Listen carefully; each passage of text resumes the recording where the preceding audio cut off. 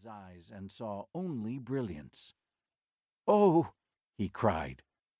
The ladder of heaven unfolded above him. "Come," said a voice.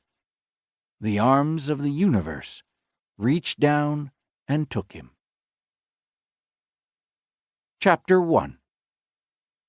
Howard Moondeer's backpack bulged with everything a wise person might need to survive in the wilderness.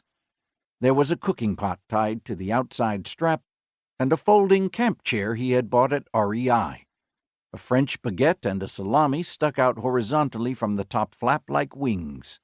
2 half bottles of French wine protruded from the side pockets, perfectly balanced.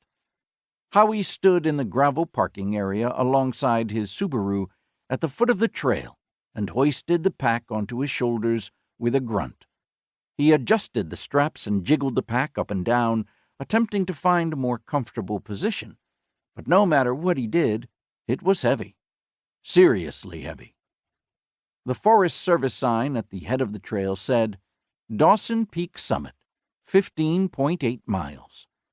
This wasn't an especially great distance, except for the fact that Dawson Peak was the 3rd highest mountain in New Mexico, 13,137 feet, and the trail was steep.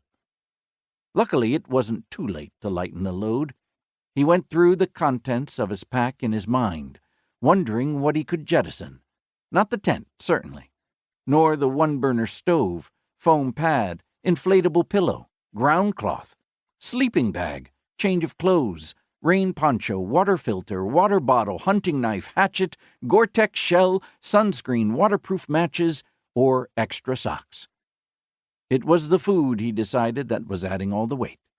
Howie planned to be in the wilds for 4 days and 3 nights, and he had considered his culinary needs as carefully as though he were heading off to Antarctica for a month. Tonight the menu included salmon, a potato to bake and foil in the campfire, cold asparagus in a vinaigrette already prepared in a small plastic container, and a chocolate bar for dessert. This was the first night, a kind of welcome to the wonderful world of trekking indulgence. But for the rest of the trip it would be strictly dried camping fare from REI, little bags of chicken couscous and pasta primavera that you could cook right in the bag, adding water.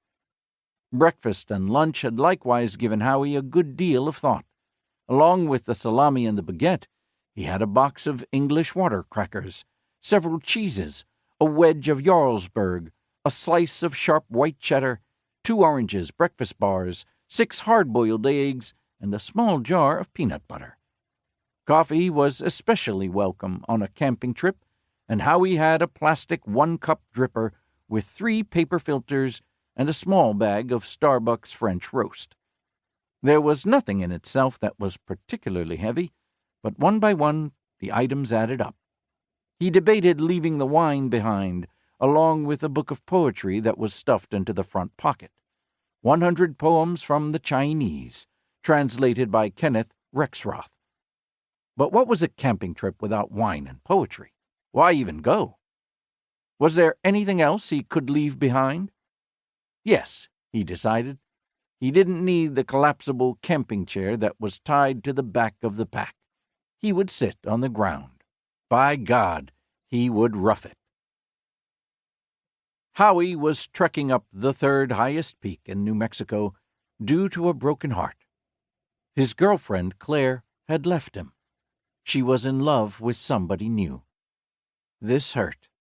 It hurt a lot, and he was determined to sweat her out of his system with every step upward, lugging his heavy load of anger and regret along with the pack. He'd received her Dear John email 4 days ago. Dear Howie, she wrote from London. I don't know how to say this, so I'll just come out with it as best I can. I met someone. I didn't mean for it to happen. I didn't want it to happen. But it did, and I'm so confused. He hadn't answered, and each day afterward he had received additional emails from Claire detailing her emotional muddle. Frankly, Howie didn't want to hear about it. That was almost the worst part, that she still needed to confide in him. She had been